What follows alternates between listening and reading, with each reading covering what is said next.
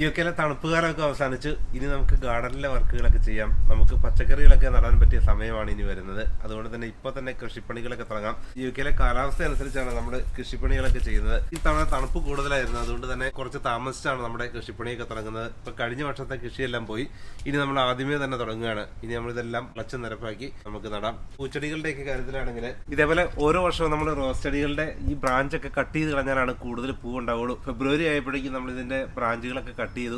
ഇതിൽ ചെറിയ ചെറിയ ബ്രാഞ്ചുകൾ ധാരാളം ഉണ്ടായി. അതുകൂടാതെ ഇത് ഇളക്കി മണ്ണിട്ട് കൊടുക്കണം. വീണ്ടും 1-2 മാസത്തിനുള്ളിൽ നിറയെ പൂക്കളായിരിക്കും. എല്ലാ വർഷവും നമുക്ക് ധാരാളം പൂക്കൾ കിട്ടുന്നത്. ഒരു തവണ നമ്മൾ കടയിൽ നിന്ന് വാങ്ങിയതാണ്. പിന്നെ നമ്മൾ അതിന്റെ ബ്രാഞ്ച് നട്ട് വീണ്ടും ധാരാളം തൈകൾ നമുക്ക് ലഭിച്ചു. അപ്പോൾ എല്ലാ വർഷവും ഇതുപോലെ നമ്മൾ കെയർ ചെയ്യുകയാണെങ്കിൽ നമുക്ക് ധാരാളം റോസ് പൂക്കൾ ഉണ്ടാവും. ഇതെല്ലാം നിറയെ പൂക്കളുണ്ടാകുന്ന റോസ് ചെടികളാണ്.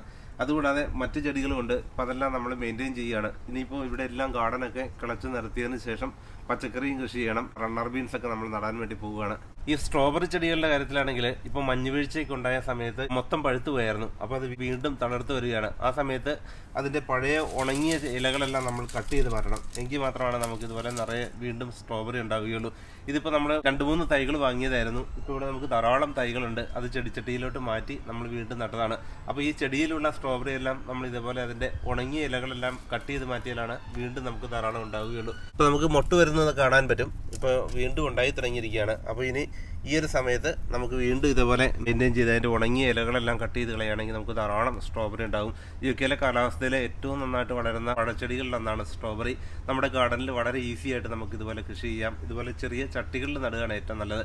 അതല്ലെങ്കിൽ മണ്ണിൽ മുട്ടിക്കിടന്ന് ആ സ്ട്രോബെറിയുടെ പഴത്തിലൊക്കെ മണ്ണ് പറ്റുന്നുള്ളതുകൊണ്ട് തന്നെ ഇതുപോലെ ചെറിയ പോട്ടുകളിൽ നടുകയാണെങ്കിൽ നമുക്ക് ധാരാളം പഴങ്ങൾ നമ്മുടെ വീട്ടിലോട്ട് ആവശ്യത്തിന് പഴങ്ങൾ ലഭിക്കും.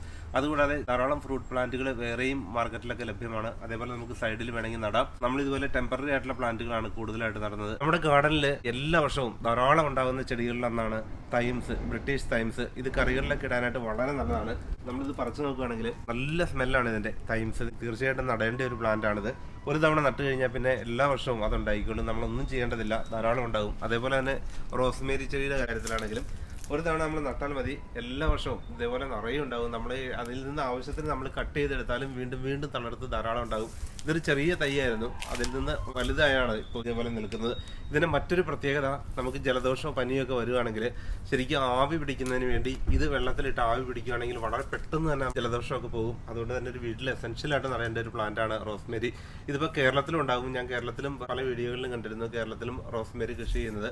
അപ്പോൾ നമ്മുടെ വീട്ടുമുറ്റത്ത് നടാൻ പറ്റുന്നതാണ്. ഇപ്പോൾ യുകെയിലാണെങ്കിൽ ഇവിടുത്തെ നല്ല തണുത്ത കാലാവസ്ഥയായതുകൊണ്ട് ഇതുപോലെ വളരെ നന്നായിട്ട് വളരും. തണുപ്പ് ഇഷ്ടപ്പെടുന്ന ഒരു ചെടി കൂടിയാണ്. ഇപ്പോൾ വിന്ററിലാണെങ്കിലും ഇലയൊന്നും ഉണങ്ങിയോ മഞ്ഞ് വീഴ്ചയൊന്നും അതിനെ ബാധിക്കുകയില്ല.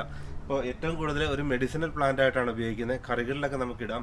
കറിവേപ്പിലയ്ക്കൊക്കെ പകരമായിട്ട്. ഇതിന് വേറൊരു ഫ്ലേവറാണ്, എങ്കിലും ധാരാളം പേര് ഇപ്പോൾ കറികൾക്കൊക്കെ ഉപയോഗിക്കുന്നുണ്ട്. പ്രത്യേകിച്ചും ഗ്രില്ല് ചെയ്യുന്ന സമയത്തൊക്കെ അതിന്റെ കൂടെ ഇടുന്നതിന് വേണ്ടിയിട്ടാണ്. ബിരിയാണിയൊക്കെ ഉണ്ടാക്കുന്നതിന് വേണ്ടി റോസ്മേരിയുടെ ഇല ഉപയോഗിക്കാറുണ്ട്. ഇത് മാർക്കറ്റിൽ ലഭ്യമാണ്. ഇപ്പോൾ കുറച്ച് ഇലയ്ക്ക് തന്നെ 1 പൗണ്ട് 1.5 പൗണ്ടൊക്കെ കൊടുക്കണം. എന്നാൽ നമുക്ക് ഇതുപോലെ നട്ടു വയ്ക്കുകയാണെങ്കിൽ ധാരാളം ഉണ്ടായിക്കോളും. ഏതെങ്കിലും സൈഡിൽ ഇതുപോലെ നട്ടാൽ മാത്രം മതി. ബ്രീത്തിങ് വളരെ ക്ലിയർ ആക്കുന്നതിന് വേണ്ടിയിട്ടുള്ള മെഡിസിനൽ പ്ലാന്റ് ആയിട്ടാണ് റോസ്മേരി കണക്കാക്കുന്നത്. ചെടിച്ചട്ടിയിലാണെങ്കിലും വളർത്താം. ഫ്ലാറ്റിലൊക്കെ താമസിക്കുന്നവരാണെങ്കിൽ ചട്ടികളിലും വളർത്താൻ പറ്റുന്ന ഒരു ചെടിയാണിത്. എല്ലായിടത്തും തന്നെ നമുക്ക് കാണാം. യുകെയിൽ പാർക്കിലൊക്കെ പോവുകയാണെങ്കിൽ, അതുപോലെ തന്നെ പബ്ലിക് റോഡുകളിലൊക്കെ ഗവൺമെന്റ് നട്ടുവെക്കുന്ന ഒരു ചെടി കൂടിയാണിത് റോസ്മേരി. പിന്നെ മറ്റൊരു ചെടി ഇപ്പൊ നമ്മൾ പ്രൂൺ ചെയ്ത് നിർത്തിയിരിക്കുന്നതാണ്. ഇത് ചെറിയ പ്ലാന്റ് ആണ്. ഇത് ബഡ് ചെയ്ത ചെറിയ പ്ലാന്റ് ആണ്. വിന്റർ ഒക്കെ പോയി ഇപ്പൊ നല്ല ചൂട് കാലാവസ്ഥയൊക്കെ വന്നു തുടങ്ങിയപ്പോഴേക്കും ധാരാളം മുളകളാണ് വന്നുകൊണ്ടിരിക്കുന്നത്. അപ്പോൾ ചെറിയ തളിർപ്പുകളൊക്കെ വന്നിരിക്കുന്നു. അപ്പോൾ അത് ഈ വർഷം അതിൽ കായ ഉണ്ടാകുമെന്നാണ് നമ്മൾ പ്രതീക്ഷിക്കുന്നത്. പിന്നെ ആപ്പിൾ മരമാണെങ്കിൽ ഇപ്പോൾ ഈ രീതിയിലാണ് ഉള്ളത്.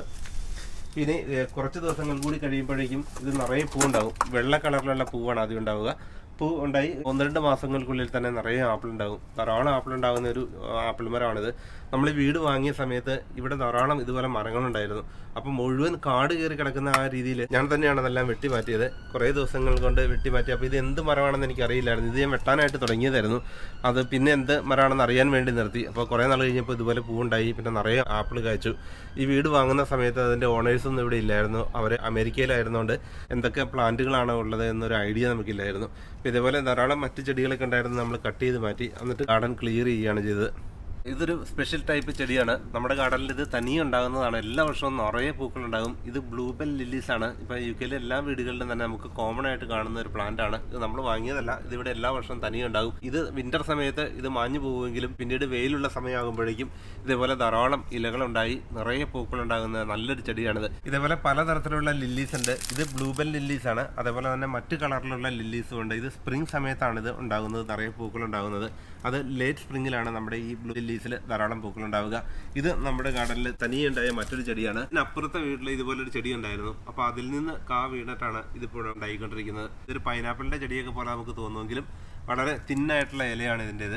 അപ്പോൾ ഇത് വളർന്നു വരികയാണ്. ഇപ്പോൾ ആദ്യം ചെറിയൊരു തൈയായിരുന്നത്, ഇപ്പോൾ ഇത് വലുതായിക്കൊണ്ടിരിക്കുകയാണ്. ഇപ്പോൾ ഇതേപോലെ നമ്മളുടെ ഗാർഡനിൽ തന്നെയാണ് നമ്മൾ പ്രധാനമായിട്ടും കമ്പോസ്റ്റുകളൊക്കെ നിർമ്മിക്കുന്നത്. നമ്മുടെ ഗാർഡനിലുള്ള പച്ചക്കറിയുടെ വേസ്റ്റ് എല്ലാം നമ്മളിവിടെ കുഴിച്ചിടുകയാണെങ്കിൽ ഓട്ടോമാറ്റിക്കായിട്ട് നമുക്ക് ധാരാളം കമ്പോസ്റ്റ് ലഭിക്കും. ധാരാളം മണ്ണിരകളാണ് നമ്മുടെ ഗാർഡനിൽ. ഇതേപോലെ മണ്ണിരയാണ് നമ്മുടെ ഗാർഡനിൽ മുഴുവനും. എവിടെ കളച്ചു കഴിഞ്ഞാലും ഇതേപോലെ ധാരാളം മണ്ണിരകളുണ്ട്. അപ്പോൾ ഈ മണ്ണിര ശരിക്കും നമ്മുടെ ഗാർഡനിലെ ഏറ്റവും നല്ലൊരു ജീവിയാണ്. കാരണം നമ്മൾ എന്തെങ്കിലും പച്ചക്കറിയുടെ വേസ്റ്റൊക്കെ കുഴിച്ചിടുകയാണെങ്കിൽ അത് പെട്ടെന്ന് തന്നെ അത് കമ്പോസ്റ്റാക്കി മാറ്റും. അപ്പോൾ അതുപോലെ കെമിക്കലൊക്കെ നമ്മൾ ഉപയോഗിക്കാതിരിക്കുകയാണെങ്കിൽ, പെസ്റ്റിസൈഡൊക്കെ ഉപയോഗിക്കാതിരിക്കുകയാണെങ്കിൽ ഇതുപോലെ ധാരാളം മണ്ണിരകളുണ്ടാകും.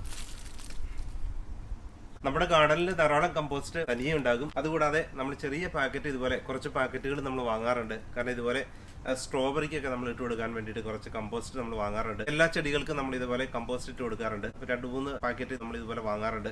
അപ്പോൾ നമ്മൾ ഇതുപോലെ കമ്പോസ്റ്റ് ഇട്ട് കൊടുക്കുകയാണെങ്കിൽ വളരെ നന്നായിട്ട് വളരും. പുതിയ മണ്ണ് എല്ലാ വർഷവും നമ്മൾ ഇട്ട് കൊടുക്കുമ്പോഴാണ് നമുക്ക് നന്നായിട്ട് ചെടികളൊക്കെ വളരുക. അതുകൊണ്ട് തന്നെ എല്ലാ പ്രാവശ്യവും നമ്മൾ ഇതേപോലെ പുതിയ കമ്പോസ്റ്റ് നമ്മൾ ഇട്ട് കൊടുക്കും. പലരും പറയാറുണ്ട്, ഇപ്പൊ നമ്മളൊരു തവണ ചെടിച്ചട്ടികളൊക്കെ മാർക്കറ്റിൽ നിന്ന് വാങ്ങിക്കഴിഞ്ഞാൽ ഒരു വർഷം കഴിയുമ്പോഴേക്കും വീണ്ടും പൂവ് ഉണ്ടാവില്ല, നമ്മൾ വാങ്ങുമ്പോഴൊക്കെ നിറയെ പൂവായിരിക്കും തുടങ്ങിയ കാര്യങ്ങളൊക്കെ. അപ്പൊ നമ്മൾ ഇവിടെ ഇതുപോലെ നടുകയാണെങ്കിൽ എല്ലാ വർഷവും പുതുതായിട്ട് മണ്ണിട്ട് കൊടുക്കുകയാണെങ്കിൽ 2-3 വർഷം കൂടുമ്പോഴെങ്കിലും ആ ചട്ടി മാറ്റി പുതിയൊരു ചട്ടിയിലോട്ട് മാറ്റി പുതിയ മണ്ണെല്ലാം ഇട്ട് കൊടുക്കുകയാണെങ്കിൽ വീണ്ടും ഫ്രഷ് ആയിട്ട് തന്നെ വളരും. എത്ര കാലം വേണമെങ്കിലും നമുക്ക് അതുപോലെ ചെടികൾ കൂടുതലായിട്ട് നമുക്ക് മാറ്റി നടാനും അത് നമുക്ക് എക്സ്പാൻഡ് ചെയ്ത് കൂടുതൽ ചെടികൾ ഉണ്ടാക്കുന്നതിന് യാതൊരു ബുദ്ധിമുട്ടുമില്ല. ഇപ്പൊ UK കാലാവസ്ഥ അനുസരിച്ച് ഒരു 6 മാസക്കാലമാണ് നമുക്ക് ഇതുപോലെയൊക്കെ നടാൻ പറ്റുള്ളൂ. ബാക്കിയുള്ള സമയത്ത് മഞ്ഞുവീഴ്ചയും തണുപ്പും ഒക്കെയാണ്. ഇപ്പൊ കേരളം പോലെയുള്ള സ്ഥലങ്ങളിലാണെങ്കിൽ നമുക്ക് വർഷം മുഴുവനും കൃഷി ചെയ്യാൻ പറ്റുമെങ്കിൽ ഇവിടെ നമുക്ക് ചുരുങ്ങിയ കാലം മാത്രമാണ് ഇതുപോലെ കൃഷിയൊക്കെ ചെയ്യാനായിട്ട് പറ്റുള്ളൂ. ആ ഉള്ള സമയത്ത് നമുക്ക് വീട്ടിലോട്ട് ആവശ്യമായ പച്ചക്കറികളും ഇതുപോലെ പൂച്ചെടികളൊക്കെ നടാൻ പറ്റിയ നല്ല കാലാവസ്ഥയാണ് ഇനി വരുന്നത്. ഈ സമയത്താണ് എല്ലാവരും തന്നെ കൃഷിയൊക്കെ ചെയ്യുക. ഇപ്പൊ പുതുതായിട്ടൊക്കെ നമ്മൾ വീട് വാങ്ങുന്ന സമയത്താണെങ്കിൽ അതിന്റെ ഗാർഡനിൽ അവർ പുല്ല് നട്ടിട്ടുണ്ടാകും. പലരും ആ പുല്ല് അതേപോലെ തന്നെ മെയിൻറ്റെയിൻ ചെയ്യാറുണ്ട്. എന്നാൽ മലയാളികളൊക്കെ ആണെങ്കിൽ സൈഡിൽ കുറച്ച് പച്ചക്കറികളൊക്കെ നടാനും ചെറിയ തോതിൽ കൃഷിയൊക്കെ ചെയ്യാനും സമയം കണ്ടെത്താറുണ്ട്. അത് നമുക്കൊരു സന്തോഷം നൽകുന്ന കാര്യമാണ്. ഇപ്പൊ നമുക്ക് കൃഷിയിൽ നിന്ന് അധികം പച്ചക്കറികളൊക്കെ ലഭിച്ചിട്ടല്ലെങ്കിലും അതൊക്കെ മാർക്കറ്റിൽ വളരെ ചീപ്പായിട്ട് നമുക്ക് വാങ്ങാൻ പറ്റുമെങ്കിലും നമ്മൾ തന്നെ കൃഷി ചെയ്ത് പച്ചക്കറികളൊക്കെ വളരുന്നത് കാണുന്നത് വലിയ സന്തോഷമുള്ള കാര്യമാണ്. ഫ്രീ സമയത്തൊക്കെ ഞാൻ ഇങ്ങനെയാണ് ചെയ്യുക. ഇപ്പൊ നമ്മൾ 6 മാസക്കാലമാണ് ഇപ്പൊ UK ബാക്കി സമയം UK പുറത്താണ്. പല രാജ്യങ്ങളൊക്കെ വിസിറ്റ് ചെയ്യുന്നതിന് വേണ്ടി യാത്ര ചെയ്യുന്നൊരു രീതിയാണ് കുറെ നാളുകളായിട്ടുള്ളത്. അപ്പോൾ നമ്മളിവിടെ ഉള്ള സമയത്തൊക്കെ പരമാവധി ഇതുപോലെ കൃഷി ചെയ്യാനും അത് മെയിൻറ്റെയിൻ ചെയ്യാനൊക്കെയാണ് കൂടുതൽ സമയം കണ്ടെത്തുക. വീടിന്റെ ഉള്ളിലുള്ള ഇൻഡോർ പ്ലാന്റ് ആണെങ്കിലും ഔട്ട്ഡോർ ആണെങ്കിലും നമ്മൾ 2-3 വർഷം കഴിയുമ്പോഴേക്കും അത് റീപോർട്ട് ചെയ്യണം. ആ പോട്ടുകളൊക്കെ മാറ്റി വേറൊരു പോട്ട് ഇടണം. അതല്ലെങ്കിൽ ആ പോട്ടിൽ നിന്ന് ആ ചെടികൾ മാറ്റിയ ശേഷം മണ്ണ് മുഴുവൻ നീക്കം ചെയ്തിട്ട് പുതിയ മണ്ണിട്ട് വെള്ളം ഒഴിച്ചു കൊടുത്ത് നമ്മളൊരു പുതിയ ചെടി നടുന്ന രീതിയിലോട്ട് അത് മാറ്റിയാൽ മാത്രമാണ് നമ്മുടെ ചെടി നന്നായിട്ട് വളരുകയുള്ളൂ. അത് ഇൻഡോർ പ്ലാന്റുകളാണെങ്കിലും അങ്ങനെ തന്നെ ചെയ്യണം. അതല്ലെങ്കിൽ നമ്മുടെ വീടിന് ഉള്ളിലുള്ള ചെടിച്ചട്ടികളിലുള്ള പ്ലാന്റുകൾ 1-2 വർഷം കഴിയുമ്പോഴേക്കും അത് പോയി തുടങ്ങും. അതിന് പ്രധാന കാരണം ഈ ഒരു രീതിയിൽ റീപോർട്ട് ചെയ്യാത്തതുകൊണ്ടാണ്. വേനൽക്കാലമൊക്കെ ആണെങ്കിൽ മിക്ക സമയങ്ങളിലും തന്നെ നല്ല ചൂടായിരിക്കും. ആ സമയത്ത് ചെടികളൊക്കെ വാടിപ്പോകാനുള്ള സാധ്യത ഉള്ളതുകൊണ്ട് നമ്മൾ ഇടയ്ക്കിടയ്ക്ക് ചെടി നനച്ചു കൊടുക്കണം. നല്ല ചൂടുള്ള സമയത്തൊക്കെ ആണെങ്കിൽ രാവിലെയും വൈകുന്നേരവും നനച്ചു കൊടുക്കുകയാണ് ഏറ്റവും നല്ലത്.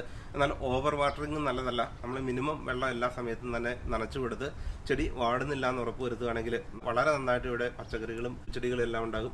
UK ഏറ്റവും കൂടുതൽ ഉണ്ടാകുന്ന മറ്റു ചെടികളാണ് ബീട്രൂട്ട്. ഇത് കഴിഞ്ഞ വർഷത്തെ ബീട്രൂട്ടിൽ നിന്ന് തനിയെ ഉണ്ടായതാണ്. ഇനി നമ്മൾ വേറെ വിത്ത് പ്രോപ്പറായിട്ട് നടുന്നുണ്ട്. അതുകൂടാതെ വെളുത്തുള്ളി ആണെങ്കിലും ധാരാളം ഉണ്ടായിരിക്കുന്നു. ഇപ്പൊ ഇത് നട്ടതല്ല, നമ്മൾ നട്ടിട്ടുണ്ട് കുറച്ച് വെളുത്തുള്ളി വേറെ സ്ഥലത്ത്. അപ്പോൾ അത് വിന്റർ സമയത്താണ് വെളുത്തുള്ളി നടന്നത്. നവംബർ-ഡിസംബർ സമയത്ത് നല്ല തണുപ്പുള്ള സമയത്താണ് വെളുത്തുള്ളി നടന്നത്. ഇതുപോലെ പിന്നെ ധാരാളം ഉണ്ടാവും. നമ്മൾ ഒരു ചുവട് പറിച്ചാൽ തന്നെ നമുക്ക് ആവശ്യത്തിന് വെളുത്തുള്ളി അതിൽ നിന്നുണ്ടാവും. പിന്നെ ചെറിയ ഉള്ളി ആണെങ്കിൽ ഇപ്പോൾ നാട്ടിൽ നിന്ന് വരുമ്പോൾ നമുക്ക് ഇവിടെ ചെറിയ ഉള്ളിയൊക്കെ വാങ്ങാൻ ബുദ്ധിമുട്ടാണ്. പല കടകളിലും ഇല്ല. കാരണം ഇവിടെ ഇംഗ്ലീഷുകാർ അധികം ഉപയോഗിക്കുന്ന ഉള്ളിയല്ല ചെറിയ ഉള്ളി നമ്മുടെ വീട്ടിലൊക്കെ നമ്മുടെ നാട്ടിലൊക്കെ ഉപയോഗിക്കുന്നത്. അതിൻ്റെ വിത്ത് നമ്മൾ നടുവാണെങ്കിൽ ഇതുപോലെ നിറയെ ഉണ്ടാകും. നമ്മൾ എല്ലാ വർഷവും നടാറുണ്ട്. ഈ വർഷവും നടുന്നുണ്ട്. ഇപ്പോൾ ഉള്ളി നന്നായിട്ട് വളരും. അതുപോലെ സവോളയാണെങ്കിലും നന്നായിട്ട് വളരും. ചെറിയ ഉള്ളിക്ക് വലിയ വിലയാണ്. 2.5 പൗണ്ട് 3 പൗണ്ടൊക്കെയാണ് 1 കിലോയ്ക്ക്. അപ്പോൾ നമുക്ക് തീർച്ചയായിട്ടും കുറച്ച് നടുകയാണെങ്കിൽ നമ്മുടെ വീട്ടിലോട്ട് ആവശ്യത്തിനുള്ള ചെറിയ ഉള്ളി നമുക്ക് കൃഷി ചെയ്യാൻ പറ്റും. വിന്റർ കഴിഞ്ഞാൽ ഉടൻ തന്നെ നമ്മുടെ ഗാർഡൻ ഇതുപോലെ ക്ലിയർ ചെയ്തില്ലെങ്കിൽ നിറയെ കാട് പോലെ ഇതുപോലെ കളകളെല്ലാം കയറി കൂടും. അതുകൊണ്ട് തന്നെ നമ്മൾ തണുപ്പ് മാറിയാൽ ഉടൻ തന്നെ നമ്മൾ ഗാർഡൻ ക്ലിയർ ചെയ്യുക. അതല്ലെങ്കിൽ 1-2 ആഴ്ച ഇതുപോലെ ചൂടുള്ള വെതർ വന്നു കഴിഞ്ഞാൽ നിറയെ പുല്ലായിരിക്കും. അതിനു മുമ്പ് നമുക്കിപ്പോൾ ക്ലീൻ ചെയ്യാൻ പറ്റിയ സമയമാണിത്. അധികം താമസിയാതെ തന്നെ നമുക്ക് ഗാർഡൻ ശരിക്കും നമ്മളെല്ലാം കിളച്ച് ഒരു പുല്ല് പോലും ഇല്ലാത്ത രീതിയിൽ ക്ലീൻ ചെയ്തിട്ട് വേണം പിന്നെ നമ്മൾ കൃഷി ചെയ്യാനായിട്ട് തുടങ്ങാനായിട്ട്. ഇത് കിളച്ച് പുല്ലൊക്കെ മാറ്റി ഇനി അടുത്ത ദിവസം കൃഷി ചെയ്യാനായിട്ട് ആരംഭിക്കും. നിങ്ങൾക്ക് കൃഷി ചെയ്യാൻ ആഗ്രഹമുണ്ടെങ്കിൽ തീർച്ചയായിട്ടും ഫ്രീ സമയത്ത് ഇതുപോലെ കൃഷി ചെയ്യാൻ പറ്റുന്ന നല്ലൊരു കാലാവസ്ഥ തന്നെയാണ് UK-യിലുള്ളത്. എന്തെങ്കിലും സംശയങ്ങളുണ്ടെങ്കിൽ താഴെ കമന്റ് ഇടുക, ഞാൻ ആൻസർ ചെയ്യാം. അപ്പോൾ മറ്റൊരു പുതിയ വീഡിയോയുമായി വീണ്ടും കാണാം.